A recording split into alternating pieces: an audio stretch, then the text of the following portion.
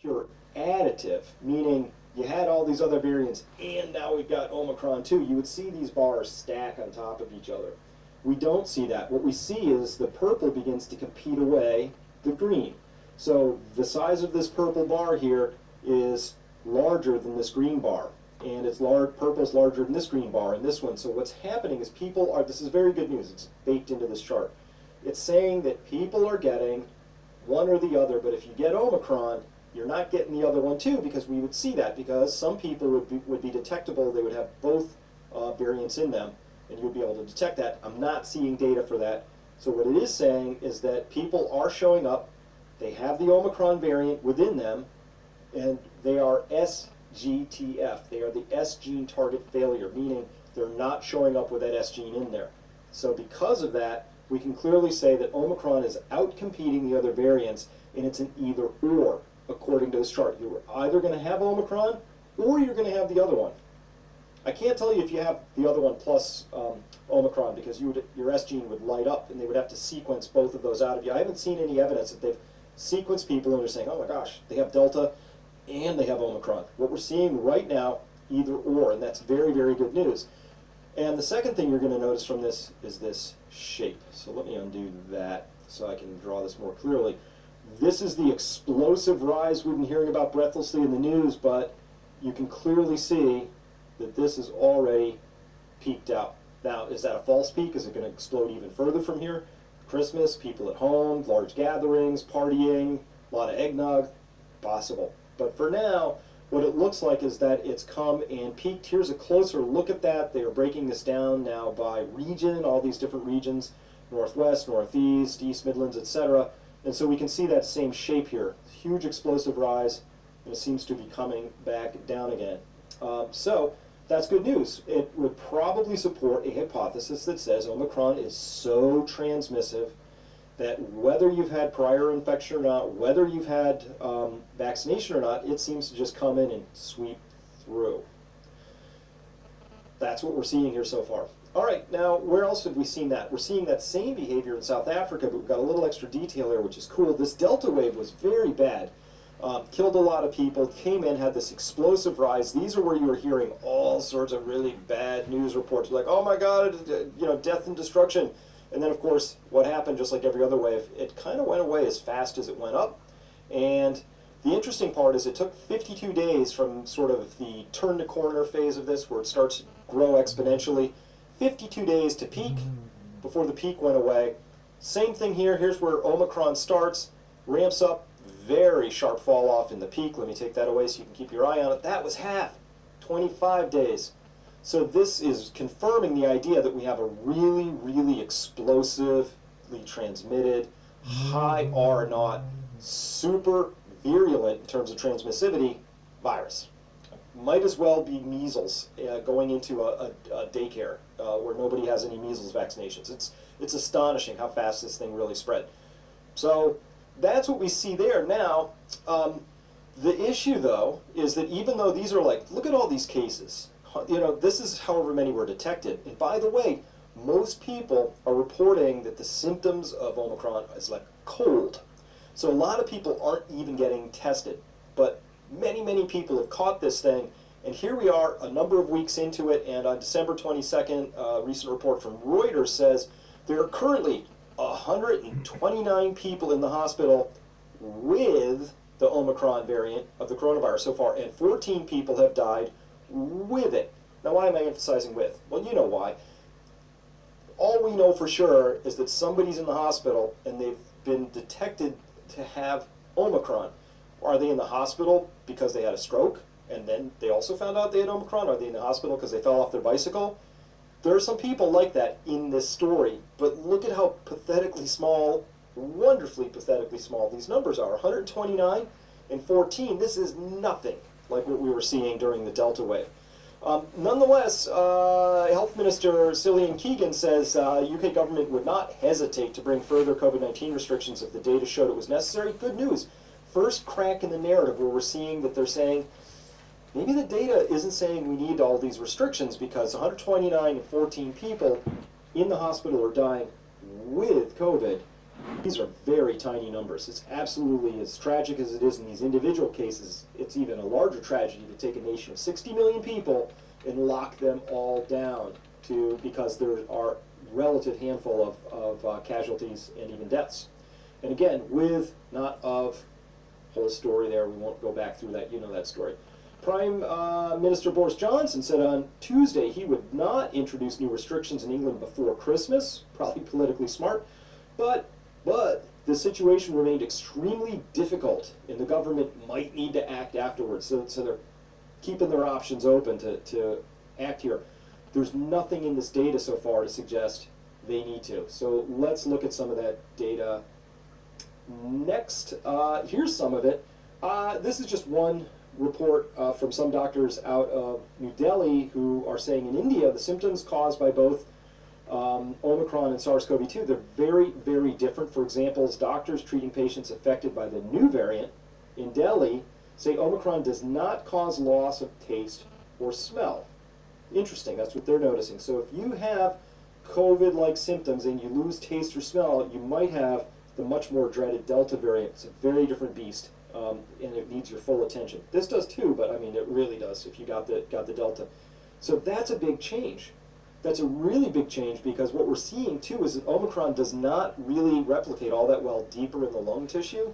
It does much better in the bronchus, up higher, that large tube that feeds into the lungs, and also in the nasopharyngeal area. So the fact that it doesn't cause loss of taste or smell is a very important clue. We're going to have to chase it down. I could guess wildly as to why that might be, but my easy guess is it's not invading the tissues in the same way as the earlier variants. Okay, and it's competing away those earlier variants. So I think it's the best of both worlds. Let's keep going.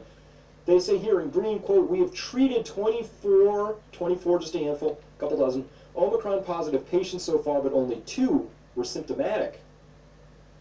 1 had low-grade fever, sore throat, headache, body ache. The other suffered from a sore throat and loose motions. I think we can guess what that is.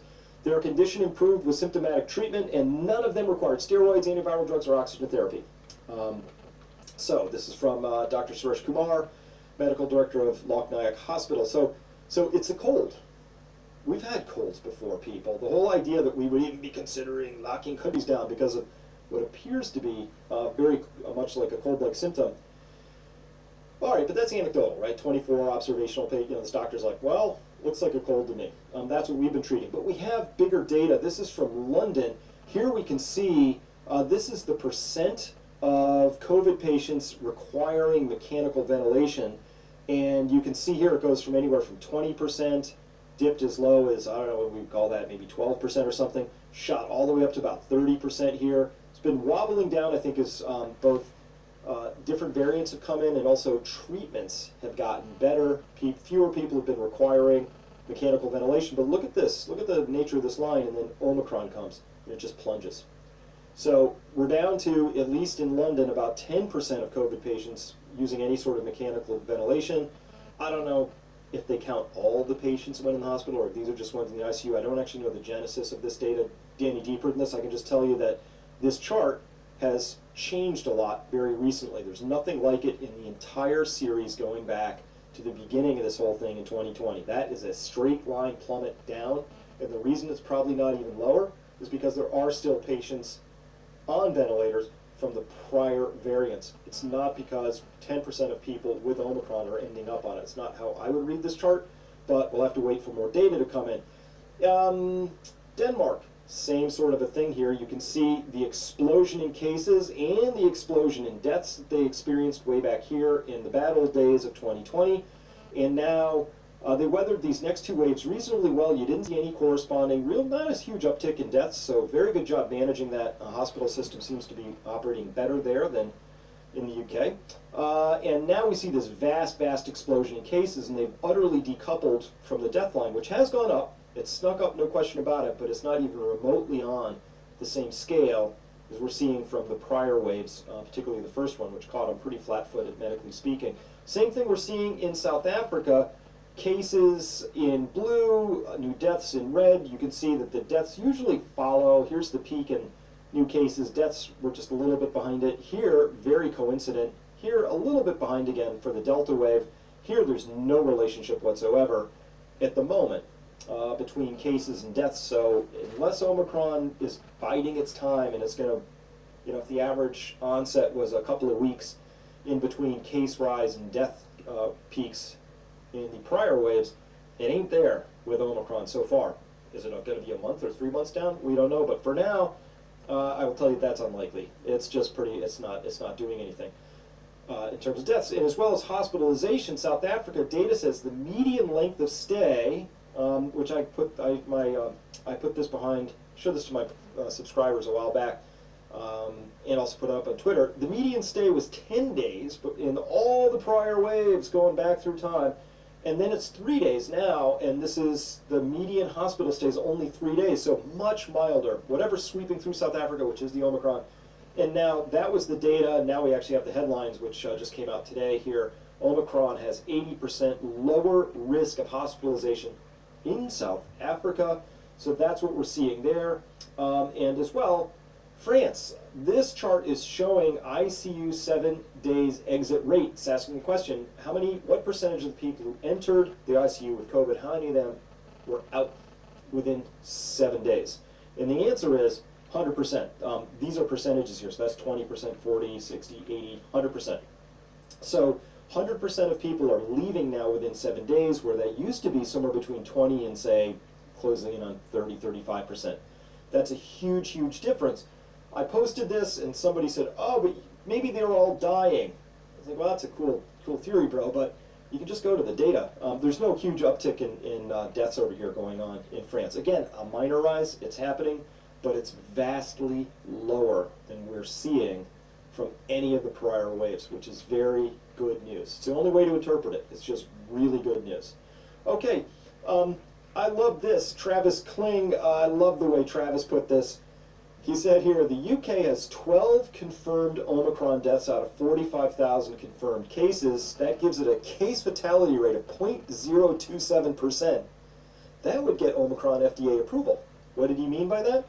Well, the standardized mortality rates after dose 1 and 2 for Pfizer were 0.42 and 0.37%, and for Moderna were 0.35 and 0.34 after dose 2. So the FDA was like, oh my gosh, look at the standardized mortality rates. We're only 0.42, around somewhere between 0.34 and 0.42 for both Pfizer and Moderna. Those are great. We approve this drug. Maybe we should get Omicron through FDA approval, because it crushes theirs. Look at that, 0.0, call it round up, 0.03%. It has 1/10 the death rate of either of the two jabs. I think this thing should get approved. Omicron is better than Pfizer or Moderna. Just how it is. I like pointing out data when I see it. By the way, this is coming soon to a theater near you. This is a model. Models tend to be wrong a lot, but we're just going to look at this. This is over the next 3 months, and we're going here from no Omicron detected or detectable, so 0 to 0.1% incidence, all the way up to 90 to 100% incidence. 100% means everybody's had it. And so let's play this along and see what the next 3 months look like if it continues to spread as it has been for the past month. So you can see it, there it is in South Africa, it's showing up. You know, South Africa's getting kind of orangey, red is spreading up through Botswana. Some other place in Africa up there is getting hit. Now you can see it exploding all over the place. Now we're November 27th, 28th, November 30th, now we're December. Here we are, coming up on current day, December 22nd, here we are. It's now basically going to be at 100% incidence by the end of this month, 90 to 100% everywhere. It is the most explosive spread I've ever seen. I've never seen a virus do anything like this. Maybe we just haven't tracked them before. I don't know. But I've never seen anything like this. So, best of all worlds, this is the most explosive, virulent thing you can imagine.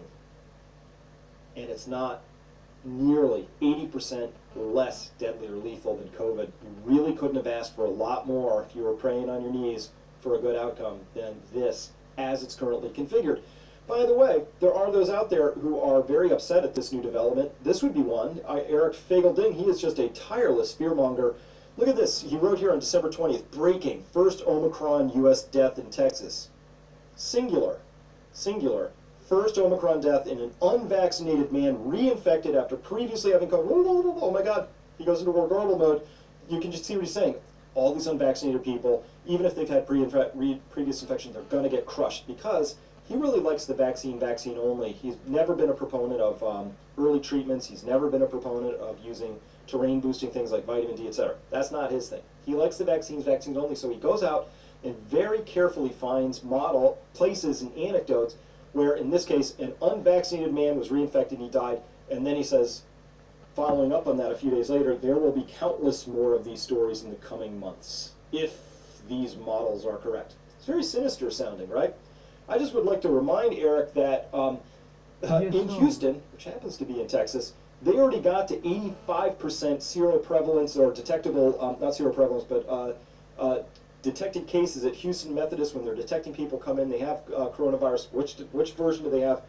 Omicron went from 0 to 85% in just over 2 weeks. So, if you're going to see a lot more deaths like this, they better be showing up soon, Eric, for your model, because they're already they've already gone red in that model we saw, where the spread of this thing. So Omicron is already really, really big and hard in Texas, and we're hearing about a singular death so far. That's not bad news. That's the best news you could hope for in something like this. Because again, if we chase that singular case down, very strong odds we're going to discover that this was a person who was already very much not well, or had really been ravaged by the first round, or had a lot of comorbidities, or was elderly, or all of those things, right? There's a very strong chance of that. But to sort of pull from this up here, the summary might be, if you were just, into the fear, you would say, this thing's going to just crush us and we're just going to be overwhelmed. There's just going to be countless deaths. I mean, that's what he says. There will be countless more of these stories, which is death. So my mental health advice, just ignore this guy and everybody out there who wants you to be afraid, because being afraid is not good for your immune system. Having anxiety isn't good for your immune system. In fact, courage and calmness, you can help spread that. So if you're watching me, you probably already have a lot of those things anyway. You're not part of maybe this crowd quite as much, or maybe you are. Congratulations. Thank you for coming to hear the other potential side of the story. I applaud that. But if you can be not full of the anxiety that's being spread here, you're in a better chance to help those people around you whose lives literally are being corroded by anxiety and fear. I think living in abject fear is as bad as getting sick. I mean, they're both illnesses of a sort. And by the way, spreading that, here's another great divider. Current White House, they say, we are intent on not letting Omicron disrupt work and school for the vaccinated. You've done the right thing, and we will get through this. Okay, first error is Omicron, which I'll show you in just a second. It actually, whether you're vaccinated or not, it doesn't care. Honey badger virus, don't care. It attacks both groups equally. So that's the first start. So, and for the unvaccinated, you're looking at a winter of severe illness and death for yourselves, your families, and the hospitals you may soon overwhelm. That's the White House. So I think what we should do right now, we should take up a GoFundMe and make sure these people can get an internet connection, because I used a Comcast connection to discover that the case fatality rate for this thing is 10 times better than being jabbed with the prior version. I found this. I used my internet. I really think I feel bad for the White House, because they apparently don't have any access to any of this stuff. By the way, if I was gonna, let me see, I'm just gonna break out, let me do my copy editing. Let me see if I was the, yeah, no, I don't like any of that. Nope, I don't like any of this. Here, I'm rewriting the speech on the fly. I'm sorry to do all this editing on the fly. There. I think that's an appropriate speech. We'll get through this. Stiff upper lip. Let's do this. There. They just needed a little editing. I'm available. Talk to me. Okay? We'll get through this. Come on. It's all the data says that, and it is. Let me be clear. It is completely irresponsible to spread this message in this way, at this time of the year. This was a completely inappropriate message to put out, and I will stand by that. And, oh, by the way, Alexandro Marinos on Twitter, I thought he captured it well. He was reading this thing, and he said, well, this thing checks all the boxes. It ignored natural immunity. Yeah, ignored risk stratification, right? Old people, ill people, ignored any results of severity of disease, which doesn't seem to be much, ignored the prior predictions have been abysmal, and also it's downright effing gore. It is. So, Alexandros, good job on that. At any rate, the conclusions for this, listen, this is very simple. This is episode 40. Here are my conclusions. Omicron is a very mild version of SARS-CoV-2. And by the way, the most reliable doctors out there are reporting symptoms are indistinguishable from a common cold. Sniffles, if you even notice it. A lot of people don't even notice that they have it until they take a test. Imagine a disease so terrible that you have to test even though you have it, and people are still terrified by that. I've heard stories lately, people saying, I tested positive for this thing, I feel fine, and my mom's blowing up my phone every 20 minutes wondering if I'm dead yet, because that fear is really taken over. The deaths are vastly lower from Omicron than any prior variant that we've seen. Hospitalizations are both lower and shorter, and fewer in number and shorter. By the way, being fully vaccinated does not prevent, and in fact, according to Dutch data, it accelerates the catching of Omicron. People with 2 jabs in them are 40% more likely to catch this thing than people who are triple jabbed or people who are completely unvaccinated. For whatever reason, we have some theories about why that is, but that's what the data says so far. And we see that in the UK data as well, not completely as obviously. Below a certain age, unvaccinated people catch this a little bit more. Above a certain age, unvaccinated people catch it a little more, but between 2 big fat age bands, which is basically I think from like 30 to 60, vaccinated people are catching it at a far higher rate than unvaccinated people. Go figure out why, but one thing you can't say is we have a credible argument to say that being vaccinated, being fully vaccinated, is protective against catching and or transmitting the Omicron. Omicron, this is great news. It's such great news that it outcompetes other variants. That's the UK data. That's where we're showing you the purple bars squeezing out the green bars, which were the other variants. That purple bar of Omicron that it's preferentially coming in and nudging out the other variants is a great thing because these are the bad variants and it outcompetes them. So on that basis alone, it's going to have a very positive impact on hospitalizations and deaths, period, all by itself. As Travis Kling said, it actually is operating and may outcompete the vaccines in terms of utility, in terms of health protectiveness, in terms of all kinds of things. That's the way we're seeing it right now. By the way, it'll all be over in about 2 to 3 months at the most because it blasts through a society incredibly quickly. I've never seen anything like it. It's really astonishing. So all in all, this is really the very best we could have hoped for. Hey, happy holidays and happy new year. This means to me that which I've suggested before was a possibility. I'm going to get a little stronger with it now and just state it outright. Omicron spells the end of the COVID crisis. That's what the data says so far. We could still be surprised, right? In parens, just below. You know, unless a worse variant does come along, always possible. Immune escape variants because of a faulty, flawed, leaky vaccine strategy. It's always possible. But for now, what we're seeing, Omicron is the real deal. So this is the end of the COVID crisis unless we get that worse variant, or politicians just can't let go of all this tasty power and control that they've managed to seize in this time, right? So a couple of countries out there, Australia, Canada, you're going to have a hard time crawling out from under this because you've got a real strong commitment to this being terrible and awful. But listen, this data on Omicron should break the spell. It really should.